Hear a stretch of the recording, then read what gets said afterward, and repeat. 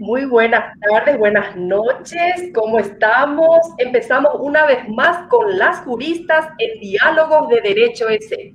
Hoy, obviamente, en compañía, de mi querida amiga Steffi Coronel. ¿Cómo estás, Steffi? Hola Fátima, muy buenas noches. El día de hoy tenemos un excelente programa. Nos estará acompañando la doctora Marianela Maldonado. Exactamente, la doctora Marianela Maldonado, una conocida jurista en el Ecuador, catedrática, ex jueza de la niñez, una excelente jurista, por eso está invitada el día de hoy en Las Juristas, aquí por Diálogos de Derecho S. ¿Qué más tenemos para el día de hoy, Steffi, para comentarle al público, por favor? Justamente, Fátima, el día de hoy tenemos nuestra cápsula notarial. Ustedes saben, es muy útil. Por otro lado, el tema que va a topar la doctora Marianela Maldonado es el derecho de nuestros niños, niñas y adolescentes antes y durante la pandemia. Un tema de suma importancia tomando en consideración los momentos de emergencia sanitaria que nos encontramos actualmente pasando. Así es, agradecemos infinitamente la participación del doctor Paul Arellano, quien gentilmente cada domingo nos va a estar acompañando aquí para su cápsula notarial. Sabemos que como abogados necesitamos siempre del apoyo de los notarios y por eso está aquí con nosotros también el doctor Paul para que cada domingo nos ayude y nos dé conocimientos acerca de derecho notarial. Bueno, ¿qué más? Aparte de la cápsula notarial, ¿qué más tendríamos el día de hoy, Steffi? El día de hoy, Fátima, también tenemos un pequeño segmento muy nuevo con la doctora Abigail Mejía. No sé si nos comentas al respecto. Exactamente, Abigail Mejía, una jurista joven pero con un futuro extraordinario, nos va a estar acompañando para comentarnos acerca del tema que vamos a tratar el día de hoy, mi querida Steffi. Justamente, no sé si empezamos, Fátima, y damos paso a nuestra cápsula notarial con el doctor Paul Arellano. Iniciamos entonces las juristas aquí en Diálogos de Derecho S y damos la bienvenida al doctor Paul Arellano, notario público, quien nos va a ayudar con la cápsula notarial de la semana. Gracias, Steffi. Buenas noches, Fátima, buenas noches, Steffi, muchas gracias por la invitación. Estimados todos los seguidores de las juristas, bienvenidos a esta segunda cápsula notarial que, como ya lo manifestó Fátima, esperamos que les sea de mucha utilidad en el ejercicio profesional. El día de hoy, por tratarse un tema tan importante de la niñez y la adolescencia, vamos a analizar los trámites que se pueden realizar en la notaría respecto de los menores de edad. ¿Qué es lo más importante que debemos saber? Bueno, los menores de edad son unos incapaces absolutos o relativos de conformidad a la edad. Sin embargo, los trámites que pueden realizar los menores de edad en la notaría está primero la emancipación voluntaria. Eso lo pueden realizar a pedido de los padres y también justificando la necesidad de que el menor adulto pueda emanciparse. ¿A quién se considera menor adulto? El que tiene más de 16 años. Por lo general, este trámite se hace o lo realizan para que puedan tener la libre administración de los bienes los menores adultos, puedan emprender un negocio, alguna actividad comercial, en fin. Y también recordemos que la emancipación también puede ser legal. Si es que fallecen los padres, pues automáticamente, si es un mayor adulto, pues estará emancipado y puede realizar todos los actos y contratos que les permite la ley. Adicionalmente, los menores de edad, en el aspecto notarial, se realizan los permisos de salida del país, que por lo general son frecuentes, aunque en esta fecha se han reducido un poco, pero sin embargo debo manifestarles que está haciéndose, digamos, con una relativa normalidad, sin embargo que han bajado un poco, pero estamos dentro de lo que veníamos realizando el año anterior. ¿Qué es lo que debemos saber?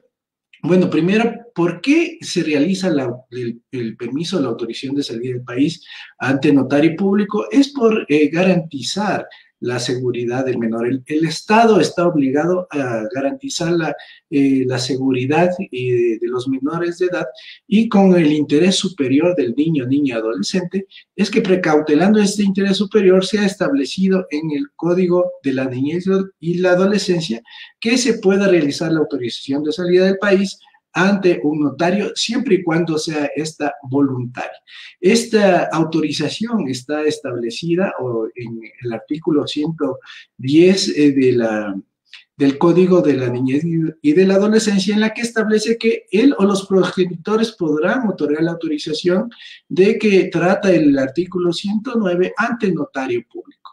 Efectivamente, el artículo 109, vuelta, nos indica que cuando un menor de edad salga del país, siempre que si sale acompañado de los dos padres, pues no será necesaria la autorización, pero si sale solamente con uno de los padres o sin los padres, si sale con una tercera persona, necesitará realizar la autorización de salida del país en un notario público, que es por lo general lo que normalmente hacemos. ¿Qué es lo que debemos tener en cuenta? ¿Qué necesitamos para realizar una autorización de salida del país? Bueno, lo primero es la petición con firma de un abogado. Debemos acudir donde un abogado para que el abogado nos ayude a redactar la petición. ¿Qué es lo que debe contener en esta petición? Primero, los nombres completos del menor de edad, los nombres de los padres o del padre que está realizando la autorización, y debemos indicar a dónde va a viajar, la fecha en que va a viajar, el motivo del viaje, cuándo va a viajar y cuándo regresa. Es importante también y es recomendable establecer en la petición una dirección a dónde va a llegar el menor y también el número de teléfono de contacto en donde se le puede contactar al menor de edad cuando vaya a salir del país. Si es que la salida del país es mayor a 6 meses, debemos tener en cuenta que el Ministerio de Relaciones Exteriores hace un seguimiento de cómo está o dónde se encuentra el menor o si llegó el menor al lugar indicado. Entonces, en este caso, el notario tiene la obligación de remitir un oficio indicando la información exacta, la que proporciona el peticionario y también la que se establece en el permiso de salida del país, en la que debe constar un número de teléfono de contacto en el exterior y un número de teléfono de contacto en el Ecuador. Es decir, que esta información permite después hacer un seguimiento para ver si es que el menor llegó, está bien, en fin. Es también importante establecer el motivo del viaje, si es que es reagrupación familiar, si es que es por estudios, si es que es por turismo, en fin, es importante establecer esto, ya que esto nos va a permitir también saber la calidad en la que está viajando el menor y la calidad en que va a migrar el menor a los diferentes países. Otro documento que deben adjuntarse es la cédula de identidad tanto del padre que está autorizando como de la persona con la que va a viajar el menor. La cédula del menor, ahora por lo general ya todos los menores ya tienen cédula, al menos si es que va a viajar, ya les tienen que sacar la cédula y tener el pasaporte para poder viajar. Entonces, en esta cédula de identidad debe establecerse claramente los nombres de los padres. Con eso se establece ya la relación entre padre e hijo. Adicional a ello, también se puede adjuntar como a la solicitud, como para ahondar más, la partida de nacimiento. Con esto estamos justificando la relación que existe entre los padres y los hijos. Cuando el padre no quiere dar la autorización de salir del país o no puede dar la autorización del país, pues necesariamente debemos acudir ante el juez. El juez será el que otorgará o negará la autorización de salir del país, en la que deberá justificarse ante el juez el beneficio que tendrá el menor o la menor de edad al salir del país, si es que es por turismo, si es que es por estudios, si es que es por reagrupación familiar, en fin. Otra forma también en la que no se requiere autorización de salir del país es cuando el padre o la madre ha perdido la patria potestad. Eso también es importante conocer porque ustedes saben que se puede suspender temporalmente la patria potestad. Estas causales están establecidas también en el Código de la Niñez y de la Adolescencia.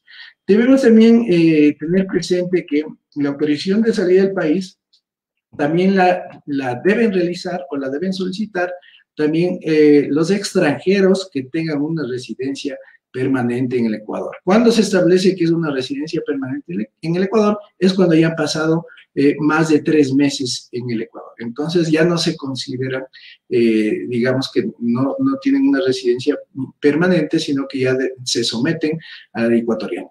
Más si es que una persona sea ecuatoriano extranjero o que tenga una residencia en otro país, e ingresa por motivo de turismo y tiene un ingreso de turismo por un periodo de 30 días, en fin, si está ingresando como turista al Ecuador, pues no necesitará la autorización de salida del país. Entonces es importante conocer todos estos temas a fin de que lo puedan tener claro. Si ustedes desean ahondar más sobre el tema de la salida del país, yo tengo un artículo que se encuentra publicado en la revista de Derecho Ecuador del diario La Hora, donde ustedes pueden leer todo lo que les he manifestado, incluso con los requisitos para la autorización de salida del país. Muchísimas gracias y esperamos vernos en el próximo domingo con una nueva cápsula notarial. No se olviden de dejar sus mensajes, sus comentarios y también indicarnos qué tal les ha parecido esta cápsula notarial. Muchas gracias y hasta la próxima. Muchas gracias, doctor Paul Arellano, notario público, quien nos acompañó el día de hoy con la cápsula notarial de la semana aquí en Las Juristas, en Diálogos de Derecho S. Bueno, continuamos con el programa, mi querida Steffi. Por favor, ayúdanos con el currículum de nuestra invitada. Querida Fátima, un pequeño resumen del magnífico y extenso currículum de la doctora Marianela Maldonado. Ok.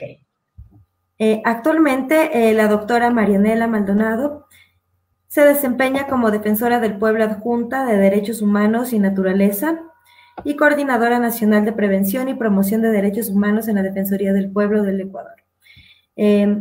Ejerció como vicepresidenta del Tribunal de Honor del Colegio de Abogados de Pichincha, catedrática universitaria en el IAEN, así como en una universidad de Alemania, capacitadora de jueces a nivel nacional, coescritora de 2 obras jurídicas, Paridad de Género y Derecho de Niñez y Adolescencia en épocas de pandemia. Jueza titular de la Unidad Judicial de Familia, Mujer, Niñez y Adolescencia de Pichincha, Cantón Quito, Tumbaco. Académica de la Pontificia Universidad Católica del Ecuador en la Facultad de Jurisprudencia en Derecho de Familia, Sujetos del Derecho y Derecho de Familia y Derecho Internacional Privado. Académica en la Universidad Central, Facultad de Jurisprudencia en Derecho Procesal. Académica en la Universidad Técnica Particular de Loja en materia de Derecho de Familia. Académica en la Universidad igual Técnica Particular de Loja en materia de Derecho de Familia, académica en el IAEN, posgrados en Oralidad y Procesal Civil, formador y capacitador en materia de Derecho Procesal, Oralidad, Litigación y Código General de Procesos en el IAEN, en la Pontificia Universidad Católica del Ecuador y en la Universidad Técnica Particular de Loja. Fátima, de igual manera, sus estudios los realizó en la Facultad de Jurisprudencia de la Pontificia Universidad Católica del Ecuador con el título de abogada y doctora en jurisprudencia. Posteriormente, siguió alemán para traductores profesionales en una universidad en Alemania, sacó un masterado de Derecho Internacional Privado, Mediación y Derecho Internacional Familiar, Facultad de Jurisprudencia, de igual manera en una universidad alemana, especialización en Derecho Familiar Internacional en una universidad alemana. Este es un pequeño resumen del extenso currículum de la gran profesional que tenemos el honor de tener como invitada el día de hoy. Excelente, Steffi, muchas gracias por tu gentil ayuda. Bueno, Marianela Maldonado es, para sintetizar todo su extenso currículum, es ex jueza de familia, mujer, niñez y adolescencia, catedrática de Derecho Internacional Privado y coordinadora nacional de derechos humanos. Bueno, te cuento, Steffi, brevemente, antes de ingresar a la doctora dentro de la plataforma, te comento que nuestro compañero Marco Gárate me dio muy buenas referencias de la doctora Marianela Maldonado. De hecho, me dijo, por favor, envíale un gran abrazo y un saludo especial a la doctora. Bueno, también agradecer infinitamente al vicecanciller de la República por haberme sugerido a esta invitada de lujo que tenemos el día de hoy y a quien vamos a ingresar acto seguido dentro de la plataforma. Damos bienvenida a la doctora Marianela Maldonado. Ella es, como dijimos, ex jueza de la niñez y la adolescencia. Muy buenas noches, doctora Marianela Maldonado. ¿Cómo está? Bienvenida a Las Juristas.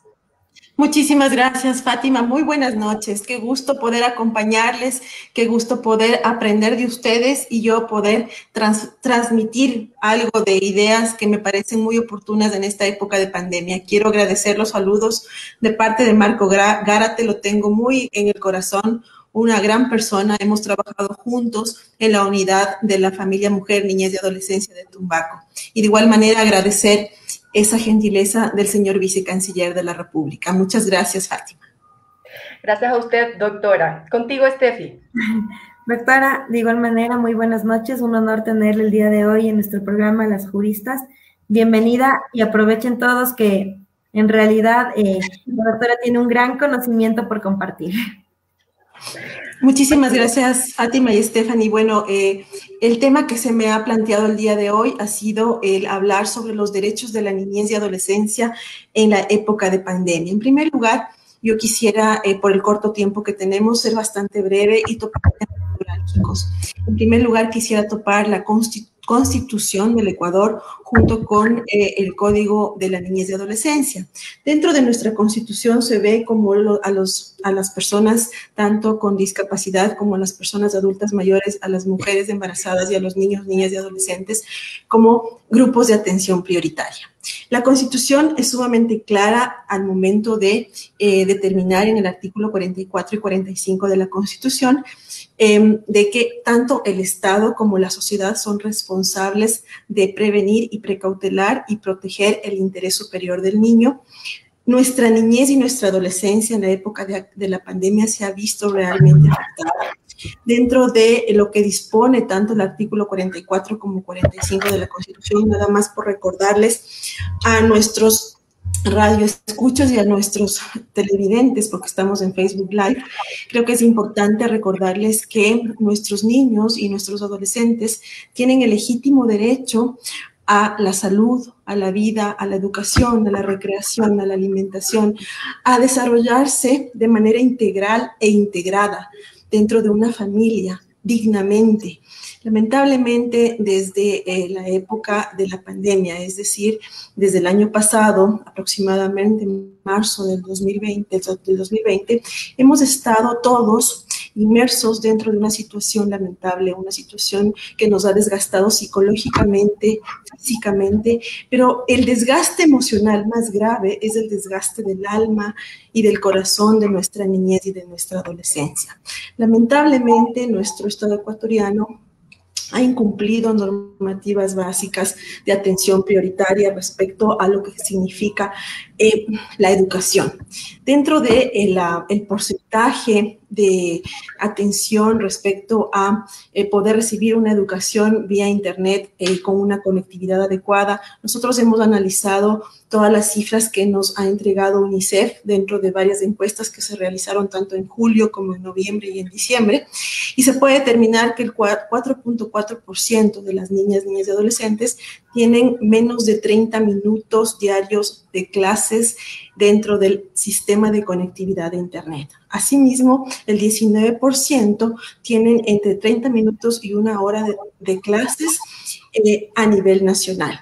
Pero el dato más preocupante, y por eso es que quiero hacer mención a los derechos de los niños, niñas y adolescentes, es que el 14.8% de niños, niñas y adolescentes que habitualmente no reciben clases. Es decir, estamos hablando en nuestro país de más de 503.200 niños, niñas y adolescentes que no están recibiendo clases. Esto, en el análisis de los datos, se determina lógicamente que existe un riesgo de abandono inminente de niños, niñas y adolescentes respecto a la atención prioritaria en cuanto al criterio de lo que significa una educación permanente, adecuada y oportuna. Adicionalmente al tema de la educación, creo que también es necesario determinar que nuestro actual Código de la Niñez y Adolescencia, en su artículo 8, habla de la corresponsabilidad que tiene tanto el Estado, la sociedad y la familia en el deber de proteger y velar que se cumplan los intereses de los niños y sus derechos. Adicionalmente, debo señalar que tanto el artículo 44 y 45 de la Constitución, en concordancia con el artículo de nuestro actual código, habla sobre lo que significa realmente el interés superior del niño y adolescente.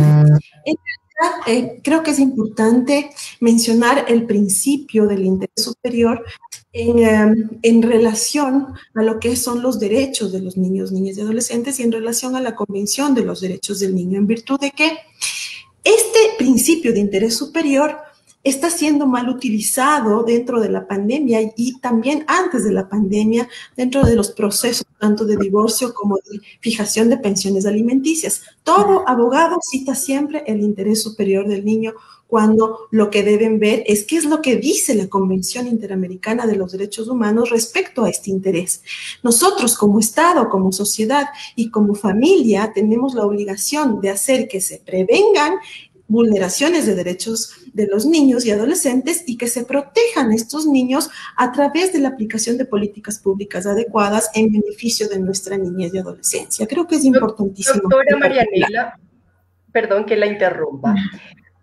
Ya que está topando el principio de interés superior del niño, sería tan importante para nosotros los juristas, quienes estamos aquí atentos a su explicación, que nos indique cómo debe interpretarse o cómo debe aplicarse este principio al momento de juzgar un caso en el campo de la niñez, doctora.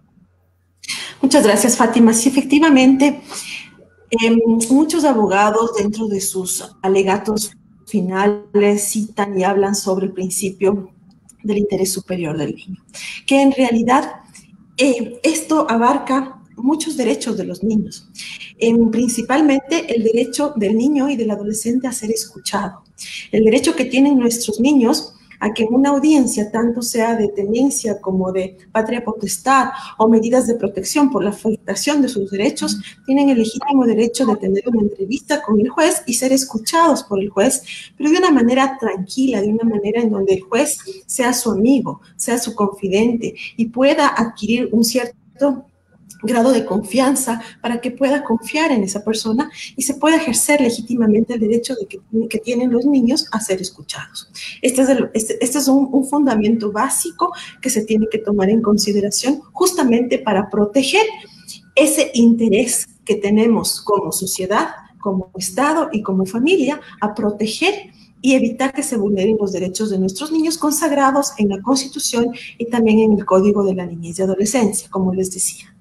Así es, doctora. Bueno, la compañera Steffi Coronel es defensora pública de la niñez y efectivamente todos los días está con este problema de cómo aplicar el principio de interés superior del niño. También, como usted efectivamente lo dijo, doctora, tenemos el grave problema durante la pandemia con el tema de la educación de los niños. ¿Estuvo acaso el Ministerio de Educación previendo? Bueno, era imposible preverlo, ¿verdad? Pero estaba como con la capacidad de dar educación en épocas de crisis como la pandemia, doctora. A ver, aquí hay un dato y es un dato súper fresco que lo acabo de recibir por parte de UNICEF. Son datos estadísticos que no me los sé de memoria, por eso me voy a permitir leerlos respecto justamente al tema de la situación de los niños, niñas y adolescentes en el sistema educativo. ¿Cuáles son los datos más preocupantes, querida Fátima? El 4.4% de niñas, niños y adolescentes tienen menos de 30 minutos diarios de clases. El riesgo de abandono casi inminente de niños, niñas y adolescentes del sistema educativo es de 146.600 niños que reciben menos de 30 minutos diarios porque se les cuelga la conexión del Internet a diario.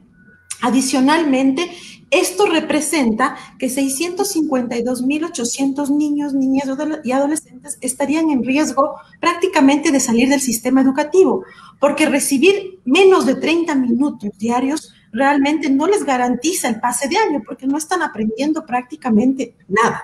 Ahora, del resto de niños, que son 503.200, que habitualmente, 149.600 que reciben clases por internet, también tienen que tomar en consideración que son más de 8 horas diarias. De esas 8 horas, cada 30 minutos se corta la conexión en las zonas rurales y adicionalmente la angustia de los niños, niñas y adolescentes que están sintiendo al verse en esa impotencia de no poder controlar el sistema de cómputo para poder continuar con las clases. Adicionalmente del análisis, un 85% dice que sí se han conectado con sus alumnos los profesores. Las últimas 2 semanas que cuadran con una información de que el 15% dice que las familias aceptan de que efectivamente los profesores se han preocupado de que se conecten sus alumnos, pero apenas el 15%. El 61% indican que son menos de 15 minutos cuando se comunican directamente de persona a persona sus alumnos, alumno, profesor. Entonces, efectivamente, para no alargarles el dato estadístico, que en realidad es sumamente importante, el 77.6% tienen textos exclusivos, mientras que el 18.9% no tienen textos exclusivos. Es decir, existe una continua afectación al derecho que tienen los niños, primero al acceso al Internet, que es un derecho, al acceso a una educación permanente, constante y de calidad, y el acceso directo que debe tener el niño, aunque sea por unos minutos entre niño y profesor, porque esa es la parte básica que le da al niño esa seguridad de que efectivamente está haciendo bien su trabajo, de que está haciendo bien su tarea, y no crea una angustia y una impotencia en nuestros niños al momento de verse realmente impotente, de no sentir que existe esa comunicación como la que estamos teniendo nosotros de ojo a ojo, en virtud de que no existe una conexión adecuada. Doctora, siguiendo el hilo de lo que está comentando, es muy importante acotar aquí el derecho a la inclusión digital de estos niños. Acceder a la educación efectivamente ahora se da en el Ecuador por medio de la computadora, del celular. Así es. Pero ¿son estos medios adecuados para recibir una educación? ¿Están los padres enseñados a dar clase a sus hijos? Porque ahora todo lo que es educación se da dentro de la casa. Los padres también tienen que trabajar, estamos ante una pandemia y ante un estado pobre, de alguna forma podríamos decirlo, porque en lo económico la pandemia afectó bastante al Ecuador y efectivamente la población del Ecuador también se vio afectada en lo económico, y aquellas personas que a lo mejor solamente tienen un celular pero 5 hijos, ¿cómo hacen para dar educación a los 5 hijos con un solo medio? Fátima, eso es una realidad que desgarra el corazón de cualquier ser humano mínimamente sensible, mi querida Fátima. La última encuesta igualmente de UNICEF, que eso es con quien nosotros trabajamos mucho al momento de dar datos estadísticos a nuestros alumnos de la Universidad del IAEN, identificó justamente por esta situación que el 37% de los hogares reporta que niños, niñas y adolescentes han estado sin ánimo, tristes y deprimidos. También se observa que existen otras nuevas emociones, nuevos miedos. El 28% son niños temerosos y angustiados, y la agresividad ha subido a un 32%.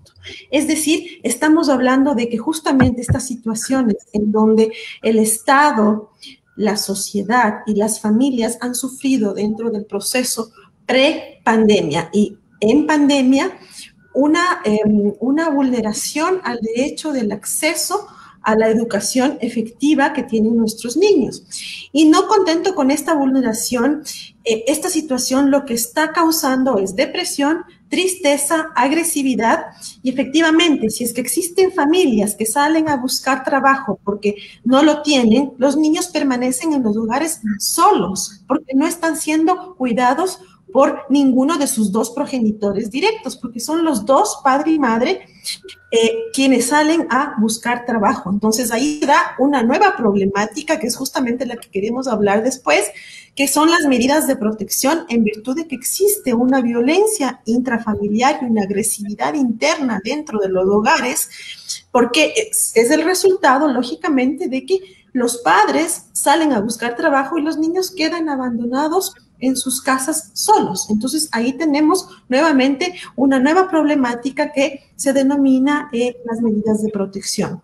Es decir, se puede dar casos en donde los niños sufren de violencia psicológica, de violencia física, de maltrato, de abuso sexual, de tantas cosas que pueden estar pendientes los niños cuando no se encuentran junto con sus padres. Entonces, En esta situación, lo que nosotros debemos hacer como autoridades es proteger a estos niños, brindarles una medida de protección. Si es que no pueden estar siendo cuidados por sus padres, darles medidas alternativas como para que estén con sus familiares directos, como puede ser un acogimiento familiar.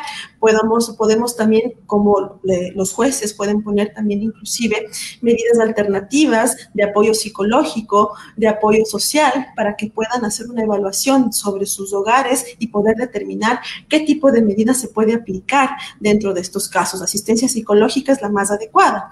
Y ahorita hablando de asistencia psicológica, creo que es súper importante que sepa la ciudadanía que la Defensoría del Pueblo del Ecuador tiene en su portal un servicio 24/7 de asistencia psicológica a favor de nuestros niños, niñas y adolescentes y de nuestras mujeres y de nuestras familias que requieran de una asistencia psicológica segura, eficiente y gratuita. Nada más tienen que entrar al portal de la Defensoría del Pueblo y conectarse en la opción asistencia psicológica. Eso es importante porque efectivamente se disminuye el porcentaje de la depresión, de la tristeza, de la desesperación que sufren nuestros niños. Ustedes han visto en las noticias cuántas veces los periodistas han dado información sobre casos de suicidios en niñez y en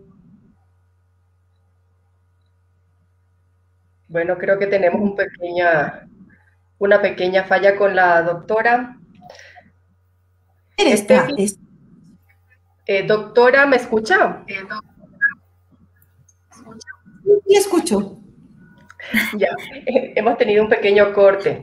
Bueno, querida Steffi, aprovechando la presencia de la doctora Marianela Maldonado, ¿podrías hacer una pregunta acerca de los juicios de alimentos, que es tu especialidad, por favor? Sí, bueno, más allá de los juicios de alimentos, yo tengo una pregunta. Hemos topado ya temas de educación, temas de que tal vez justamente a raíz de la pandemia se han incrementado los casos de violencia intrafamiliar. Mi pregunta va directamente respecto a si es que usted considera que se han visto más vulnerados los niños, niñas y adolescentes, que viven con ambos progenitores, o en qué sentido se ven afectadas las relaciones filiales con los niños, niñas y adolescentes que únicamente viven con uno de sus padres. En tema de visitas, específicamente. Ahí tengo que topar una palabra clave, querida Steffi, y es la corresponsabilidad parental.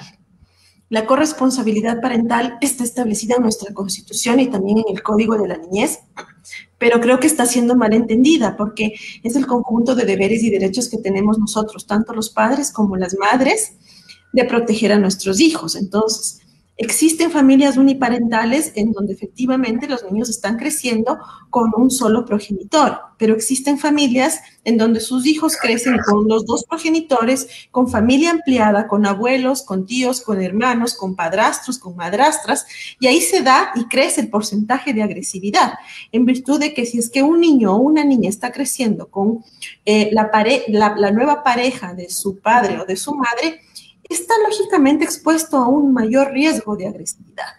Entonces, sí creo que debemos hacer conciencia de lo que significa la patria potestad. Ya nos decía el doctor Arellano, hablando de la patria potestad como institución madre de la tenencia, y tomar en consideración que tanto el padre como la madre tienen la misma obligación, tiene igualdad de derechos, tiene igualdad de deberes, no porque la madre en nuestro estado ecuatoriano tenga sus preferencias respecto a sus hijos menores de edad, no quiere decir que el padre se deba despreocupar de esas obligaciones.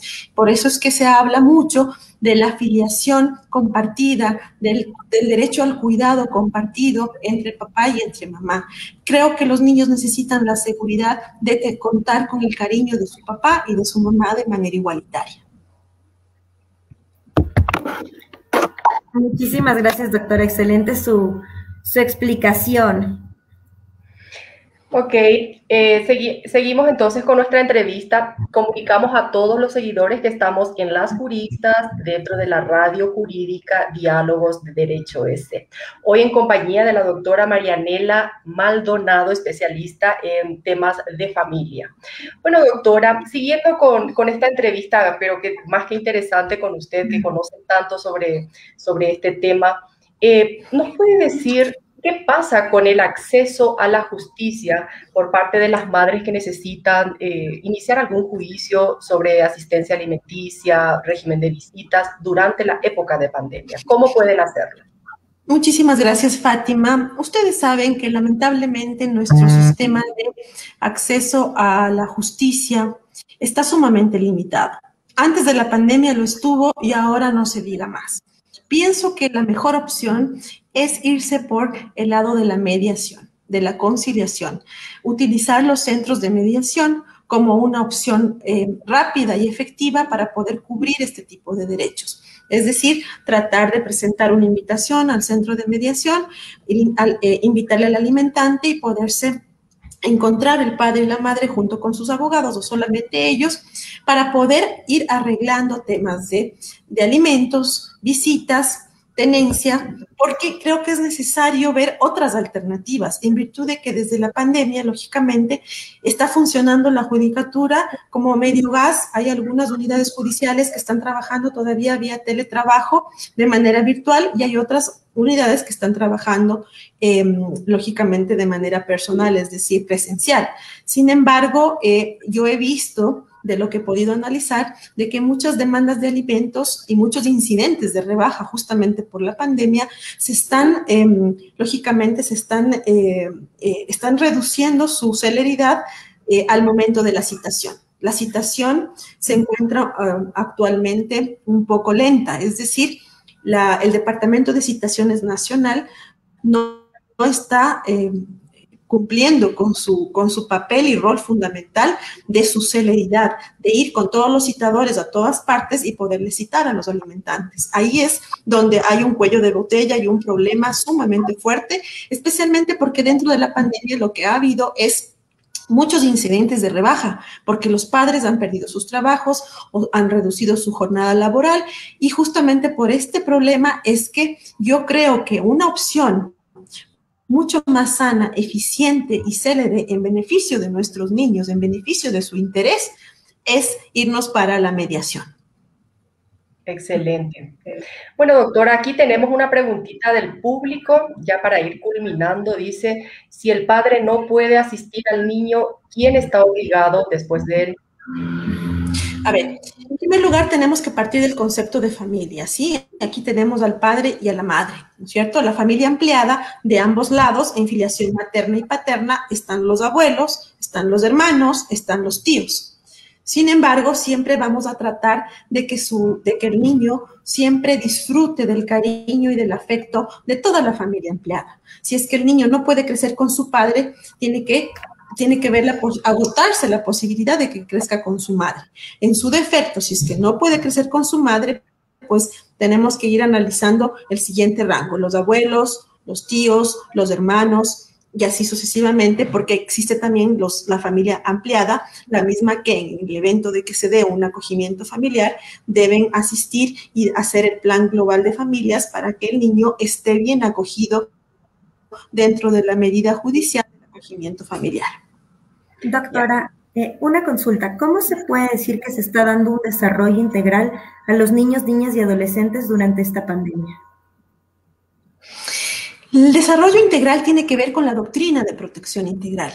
Y existe un desarrollo integral pleno cuando está haciendo el Estado y la sociedad y nuestras familias cubriendo todos los derechos de nuestros niños, en educación, en salud, en vivienda, en alimentación, en medicinas, en gastos adicionales para su recreación psicológica y física. Es decir, cuando se cubran todos aquellos derechos que están inmersos en nuestra Constitución, en nuestro Código, en ese momento se está prácticamente formando el desarrollo integral de nuestra niñez. Lamentablemente en este país y en algunos países de Latinoamérica no se le da la importancia que se les da a nuestros niños respecto a la educación.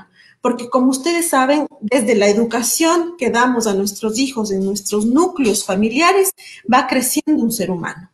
Y la educación es la base fundamental de un Estado y de una familia sana. Por eso es importante dar la importancia a este derecho. Creo que es necesario también hacer un llamado a los presidenciables a que apliquen políticas públicas adecuadas, propongan adecuadas propuestas políticas en favor de nuestros niños, partiendo desde la educación sana, una alimentación nutritiva, una atención y una recreación que les beneficie, les dé autoestima a los niños. Actualmente nuestros niños y nuestros adolescentes no tienen autoestima, carecen, tienen miedo, tienen tristezas, no se sienten seguros de sí mismos porque no tienen esa seguridad en el hogar, porque no tienen esa presencia física del padre o de la madre o del hermano que esté ayudándoles a crecer.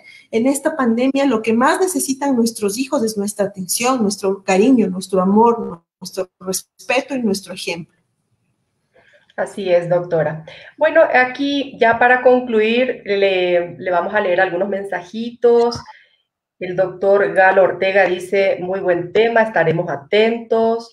Luis Alejandro Vázquez nos dice, saludos amigos, éxitos. Aquí Blas Barreto nos dice, buenas noches, el programa de hoy es muy instructivo, saludos desde Nueva York. También nos dice Andrés Melo, gracias doctor Arellano, le manda saludos al notario. También tenemos otros aquí, del doctor Ricardo Augusto, dice saludos a la doctora Marianela, excelente profesional. Y así hemos recibido un sinfín de comentarios hablando y halagando su gran profesionalismo, doctora. También aquí Juanes Espinel nos dice, estimada doctora, tuve el gusto de tener una mediación con usted en la Universidad de San Francisco el pasado agosto. Una pregunta, dice Juan Espinel. En caso de un pedido de extinción de pensión en virtud de que el alimentario ha cumplido los 21 años, ¿se podrán reclamar las pensiones devengadas hasta que el juez resuelva? Tomando en cuenta que la parte demandante no precise desde cuándo solicita la extinción, pregunta el doctor Juanes Espinel. A ver, aquí tenemos que distinguir dos puntos y dos aspectos importantes. El uno es la caducidad del derecho y el otro es la obligatoriedad del pago de la pensión y la extinción de la obligación. Una obligación se extingue y un derecho caduca. La caducidad del derecho se da hasta, lógicamente, que el joven cumpla los 21 años. Ojo que con la nueva ley que está para el segundo debate, se pretende ampliar el periodo, como en los países de Europa, hasta los 24 años, siempre y cuando el joven esté estudiando en la universidad o en algún instituto superior que le demande esta necesidad de cubrir una pensión de alimentos. Y adicionalmente, la obligación se extingue también, pero se extingue tomando en consideración lo que dice nuestro Código de la Niñez en la Ley Reformatoria del Título V, Libro Segundo, en su artículo enumerado 32, donde se determina efectivamente cuáles son las condiciones, ¿no? Si bien es cierto, se puede hablar de la caducidad del derecho y de la extinción de la obligación. ¿Cuándo? Es que el joven alimentario ya cumplió los 21 años. Adicionalmente, no debe ser una persona con discapacidad. También se debe tomar en consideración, sí, se pueden cobrar las pensiones alimenticias que no han sido cobradas siempre y cuando se determinen los periodos. Si es que yo demandé justamente en el momento en que cumplió los 21 años, pues solamente se va a poder cobrar las pensiones que se cumplan hasta el día en que se cumplió 21 años. Pero si se demandaron antes, el derecho de alimentos no prescribe, no se extingue, no está susceptible de compensación, por lo tanto se pueden cobrar finalmente todas las pensiones que el alimentante como padre o como madre alimentante no ha podido cobrar. No es que porque ya se extingue, porque ya cumplió los 21 años, se pierde ese derecho. Eso tiene que cobrarse, tiene que liquidarse y tiene que pagarse. Excelente respuesta. Bueno, espero que el doctor Juanes Espinel haya tenido la respuesta que estaba solicitando. Bueno, mi estimada doctora, nos hemos pasado del tiempo. Sí, y no hemos tratado de la reforma al Código de la Niñez, es decir, el nuevo Código Orgánico de Protección Integral, que ahí se habla. Un programa nuevo para eso. Ya sí, está muchas gracias, Fátima. Para otro programa para que nos ayude. Nos va a tocar. Así es. Bueno, muchísimas gracias, doctora Marianela Maldonado, por haber aceptado la invitación para venir a las juristas aquí en Diálogos de Derecho EC. se ha lucido con su exposición. Sé que el público también está más que contento con todo lo que escuchó y aprendió el día de hoy. Les recordamos a todos que estamos los domingos a las 19 horas. Somos las juristas en Diálogos de Derecho EC. Mi querida Steffi, unas palabras para la doctora para despedirla, por favor. Está silenciada, Steffi. Doctora, agradeciéndole muchísimo que haya aceptado nuestra invitación. Como dice Fátima, esperamos tenerle nuevamente para alcanzar a topar otros temas igual de suma importancia que por el tiempo nos ha quedado un poco cortos. Hemos tenido una audiencia bastante grande, entonces ha sido súper bien acogida su entrevista. Muchísimas gracias, doctora. Gracias a ustedes, que tengan un lindo domingo. Muchísimas gracias por la invitación. Me encanta hablar de estos temas. Gracias, doctora. Por favor, antes de irse, ¿puede decir en alemán cómo se llama la universidad donde estudió? Sí. Ruhr-Universität Bochum oder Heidelberg-Universität. Eso fue lo que nos faltó en el currículum de la doctora, porque no sabíamos pronunciar. Justamente por eso se manifestó que era en una universidad alemana. Bueno, así fue. Les mando un abrazo fuerte, chicas. Un gusto. Gracias. Buenas noches. Chao. Esta fue la entrevista de la doctora Marianela Maldonado aquí en Las Juristas. Hasta luego, doctora. Hasta luego, doctora. Bueno, mi querida Steffi, estamos concluyendo, pero viene la cereza del programa. Nuestra querida abogada Abigail Mejía nos va a ayudar con su comentario jurídico de la semana. Contigo, Abigail, vamos a escuchar, es nuestro nuevo segmento aquí en Las Juristas. Por favor, presten atención a esta gran jurista, joven y con gran futuro en el Ecuador. Muchas gracias, Steffi. Muchas gracias, bienvenida, Abigail.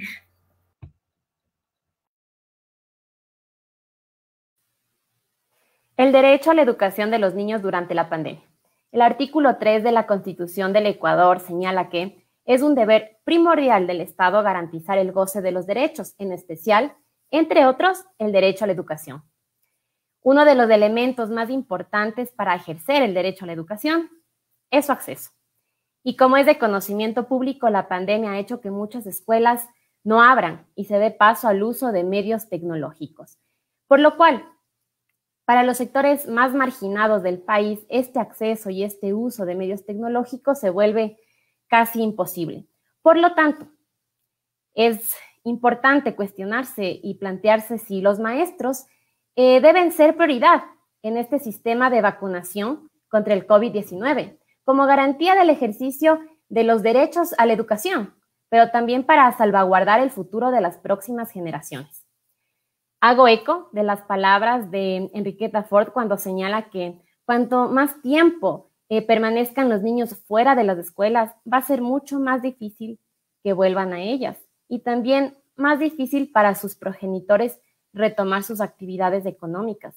Y esto evidentemente va vinculado al trabajo infantil, de lo cual el Estado debe garantizar que estos derechos se cumplan y se evite las consecuencias de no garantizar, de no cuidar a estas futuras generaciones. Soy Abigail Mejía en el comentario jurídico de la semana en Las Juristas. Hasta la próxima semana.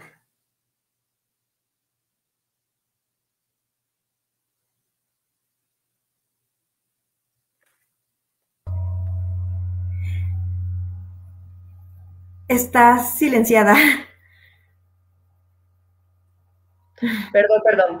Bueno, fue el comentario de la doctora Abigail Mejía. Bienvenida a Las Juristas, querida Abigail. Va a estar acompañándonos domingo de por medio con su comentario jurídico. Muchas gracias también una vez más a la doctora Marianela Maldonado. Mi querida Steffi, unas palabras finales para concluir. Agradeciendo mucho el día de hoy a todas las personas que nos han podido acompañar. Bienvenida, Abigail, y esperamos verles la próxima semana. Así es, entonces hoy hemos conversado acerca de los derechos de nuestros niños, niñas y adolescentes durante la época de pandemia. La doctora Maldonado nos ayudó con temas trascendentales durante esta pandemia, como la alimentación, como el derecho a la salud, el derecho a la educación en épocas de pandemia, la violencia que se generó también durante esta pandemia que nadie tenía previsto, y otros temas de trascendencia como las estadísticas que aportan al conocimiento jurídico, mi querida Steffi. Justamente, así vendrán temas de igual relevancia, sumamente importantes. No se olviden, las personas que no nos han dado like, denos su like, síganos semana a semana y nos estaremos viendo muy pronto. Muchísimas gracias, una buena noche con todos. Muy buenas noches, esto fue Las Juristas en Diálogos de Derecho EC. Será hasta la próxima semana. Posiblemente ya les comunicamos que vamos a tener un horario especial la otra semana por el tema de las elecciones. Muchas gracias por acompañarnos. Hasta la próxima cita. Somos Fátima González y Steffi Coronel en Las Juristas. Hasta luego. Buenas noches.